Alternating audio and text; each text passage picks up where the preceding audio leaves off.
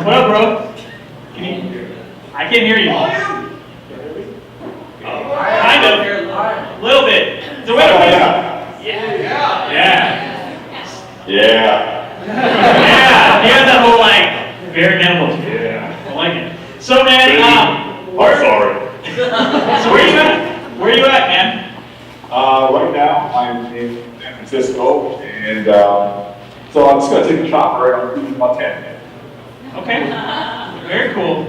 Tell us about your journey. Like, what made you want to become an entrepreneur? Well, you know what I think, man?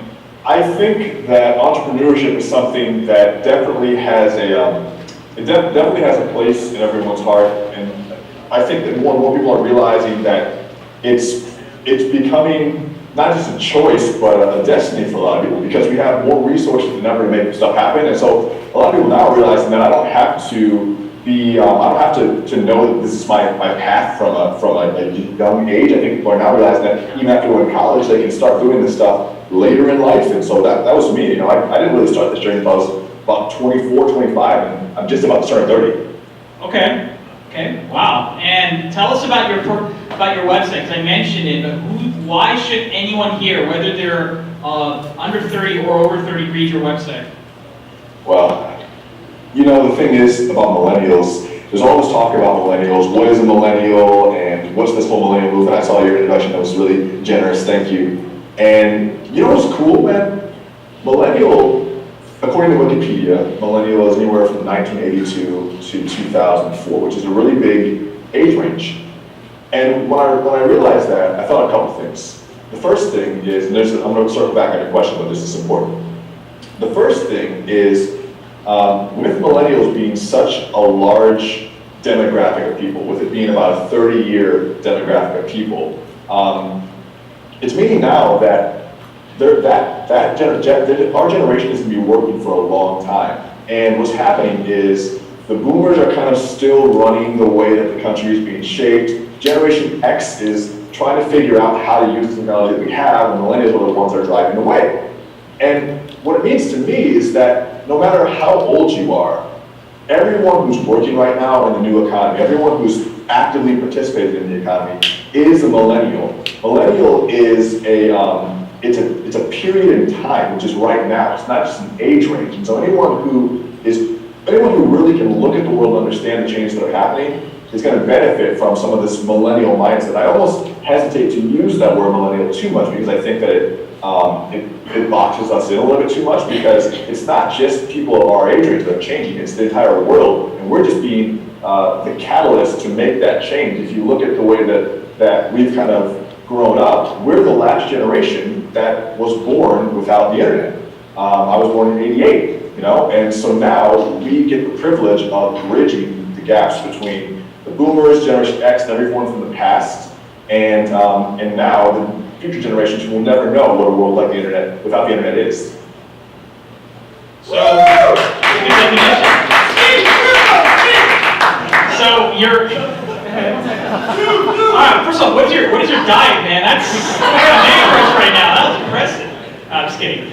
Tell us about your website, because I really like your website, and I mean, clearly it's gotten you a lot of attention. It's gotten you to, frankly, get a lot of followers, and you've written a book around it. Why did you create this site? Well, the site was created out of frustration, and it was a test. Most of the journey of that site for the first 2 years, it's been around for like 5.5 years now. Most of that site in the beginning was just me tracking my own progress. I was working at a restaurant back in 2011, and I graduated school in 2009, just really unhappy. And I saw myself at the time, and of course now my vision has expanded, but I saw myself as having only a few options. I thought, all right, well, I can go back to school and I can get another degree, but I didn't think there was anything that I wanted to spend that money on, and I wasn't engaged enough in the classroom to feel like I wanted to get a master's or a doctorate. I had a lot of professionals in my family, and it just wasn't for me. So I kind of cast that aside. I thought, okay, I could do corporate. I could work in an office with my friends. They seem to be making a little bit of money out of college. Maybe that's what I want to do. Ultimately, I couldn't get myself to pull the trigger on that either. So what it did was it landed me in a lot of these just average work, I call them work-a-day jobs. So I worked everywhere from I worked at a museum gift shop, I worked at restaurants, I even worked at UPS with little brown short shorts. You want to talk about a man crush, we'd be all over it. And none of that, no, we'll talk tomorrow. And none of that made me happy. So I said, you know what? I have to figure out this whole making money thing. I have to figure out what it's going to take for me to survive, because I'm dying. So I started freelancing, and I figured out skills I could develop to make myself more valuable in this, now what we realize is the new economy. And the first thing I did was I started an SAT, ACT test prep company. I have this phenomenal skill where if you give me a multiple choice test, I can almost always pick the right answer, even if I have no idea what you're talking about. So I started up an SAT test prep company, and from there, that opened my mind to the reality that I could figure this out for myself, and I didn't need a boss. And so I started writing about it on the blog. The blog got more traction. It got featured in places like Time, Fortune, and Entrepreneur. And from there, I saw that it was more about the movement that I was participating in rather than the actual business. There's a meta message to right here. So I'm going to take a break for a second. How many people here as entrepreneurs or people in their journey of becoming an entrepreneur have ever felt they've had a failure or they've been frustrated with something? Raise your hand. Okay, so you guys are literally seeing a person who's literally telling you that he's had a big frustration. He didn't even know how he was going to make ends meet. He was trying to do the most random jobs just to, pay the bills or whatnot. And he took that frustration and he channeled it. That's so important, man. If you guys heard anything from this interview, whether you connect with them or not connect with them, whether you're thinking like what he's saying is real for you or not, know this. What he just said is the most real thing you guys can apply as an entrepreneur. You just take that frustration, instead of complaining about it and making yourself more out of whack, take it and channel into doing something. So that's a great example right there. Just wanted to segue into that. So Daniel, I'm just curious. With your business, tell us about the growing pains that you had. Okay, so you got it going, you figured out you're good at this multiple choice logic kind of segment, you're good at online writing and marketing. Like I find in myself, and I've interviewed many entrepreneurs who said this, it's so hard the growing lessons that you can't get a book. Yeah, you have advisors and mentors, but you gotta somehow go to them. What were those growing pains you had to go through?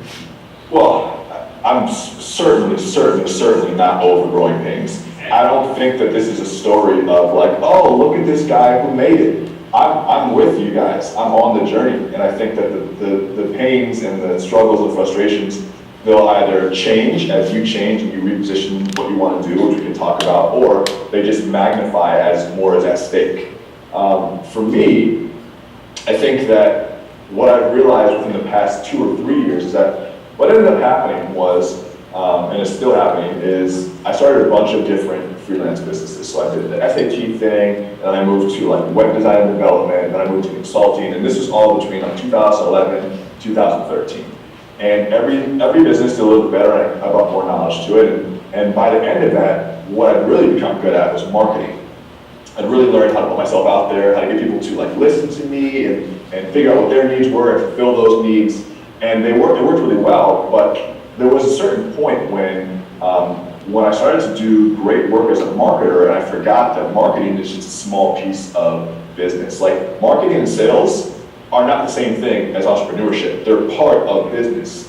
And so for me, it was this realization that there's a bigger game to be played here, and a few things that make up that game, besides just the marketing and the selling of your services or your products, wherever they are. You have to really learn how to work with people. So as soon as I started hiring people, I was like, man, I'm hiring my friends who would want to hire their friends, and I'm realizing, oh, I can't just hire people because I like them, so now I have to fire my friends, which is it's a painful thing. I realized that there's all these complex issues to becoming an entrepreneur that make a difference. And I think that what's happening now with millennials is we're so intrigued by the idea of making money by ourselves that we're disconnecting this key portion. We're we want money, but we don't necessarily always want to start a business.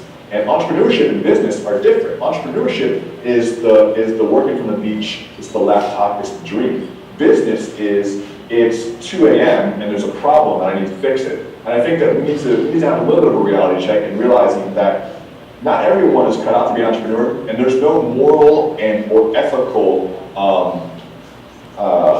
construct construct around being an entrepreneur. You're not a better person because you want to start a business. I think what's happening now online is like, if you're really serious about your life, if you really think that you have what it takes to be an entrepreneur, you know, it's just a choice, it's just a decision. But if you are going to go down this road, just realize that it's not really just about making money. Because once you have more control over your time and you can have more flexibility to hire people to get your message out there, the responsibility becomes greater. And so it's on you to develop yourself. Like it's on you to forcefully make yourself learn things, read things. You have to become smarter, you have to become better. Because if you work at a job, they're going to tell you what to do. And it's great because there's a certain amount of safety in knowing that when you go there are things you have to do. When you check off the checklist, someone will tell you if you did it right or wrong, give you praise, and then give you feedback. We're used to that in school too. We have a guidance counselor, and they're like, hey, here's your track. Here's what you're going to do for the curriculum for the rest of the semester. We're used to having a guide. And now there are no more of those safe jobs, or they're very quickly deteriorating, they're dying. And in place of that, we have a new deal. You know, FDR had a new deal, now we have a new deal. And the new deal for us is you can have as much freedom as you want. You can do whatever you want, but there's no more manual. And so it takes a certain type of person to be like, okay, I'm gonna go out in the world with no manual, well, except for this book, shameless plug. I'm gonna go out with no manual, and I'm gonna figure this out. And that's a constant process in the growing pains and the development, and I don't think it's anything to be overlooked or played with. Okay, well, before we ask you one more question, and I want to try to get an audience question, what's your social handle? I think you have some tweetable stuff here, right? What's your social handle? At Rich20something on all the platforms. Okay, so you guys saw it, at Rich20something, hashtag OCTHH, and or, you know, OCTH's actual Twitter handle. I'd like to ask all of you guys to go on Twitter right now and do a little plug if you liked what you just heard, or if you liked anything he said, because that'd be sick. I mean, he said some pretty profound stuff there. I want to try to get a question from the audience, one or two, before we adjourn. Does anyone have a question specifically based on what you've heard? Anything for Daniel? This is your shot, guys. This guy's a baller. I mean, he's zooming in. That's why. Hey, Daniel. It's Lee. Nice to meet you. Hi, Lee. Will you come back one day? Yes, please. Awesome. Who wants to see Daniel in person? Yes.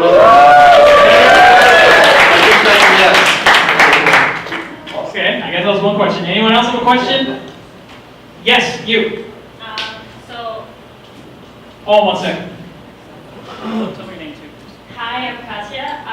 So I just have a question, like how did you come to the idea to monetize your blog or your website? How did you do that?